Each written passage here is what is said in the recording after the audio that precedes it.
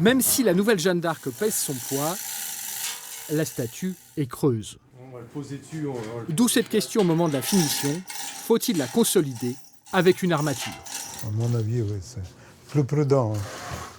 Parce qu'après, s'il fait comme ça... Hein, non, c'est vrai, c'est bon. Normalement, il n'y en a pas besoin.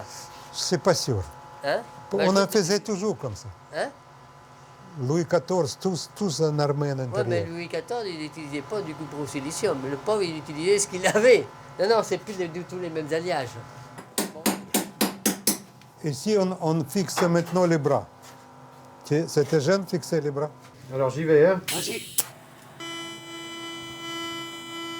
Impossible de faire tenir une statue de 2 mètres dans un four, alors il faut mouler séparément les différents éléments et les assembler. Peu à peu, le sculpteur retrouve la vision d'ensemble et les détails d'un corps qu'il a étudié pendant 1 an avant de passer à la phase de fabrication.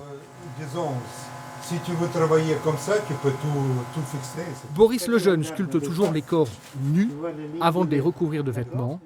Et ça, lui seul le voit. Les deux, un peu rejeté, un peu tapé. Mais... Voilà, c'est ça, faire rentrer un peu, quoi. Ouais. On voit, par exemple, la construction des mollets.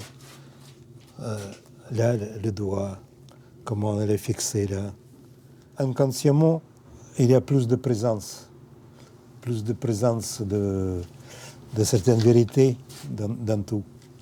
Tu vois, par exemple ça, là, ici, là, ça c'est des défauts de fonderie, là, tu vois. Ça, c'est des petits trous là. Mais finalement, ça, c'est pas important. Voilà, parce que le moins tu touches, là, oui, là, et le mieux... là, on voit que... Comme elle pleure, là, tu vois. Ouais, mais ça, on peut l'enlever, il n'y a pas de problème, ça. Cette Jeanne d'Arc presque parfaite, avec les petits défauts faisant son humanité, doit ensuite passer la dernière étape qui va lui donner sa couleur définitive, la patine. Toutes les gammes de couleurs, du rouge au bleu, toutes les gammes on peut exécuter sur le bronze. Il y a 2 sortes de patines. Il y a les patines à chaud, les patines à froid. Nous, on fait principalement des patines à chaud parce que on a un résultat immédiat. Donc c'est avec le chalumeau, c'est donc une oxydation artificielle. Avec le pinceau, les produits chimiques, la couleur se fait pratiquement immédiatement en fonction de la température.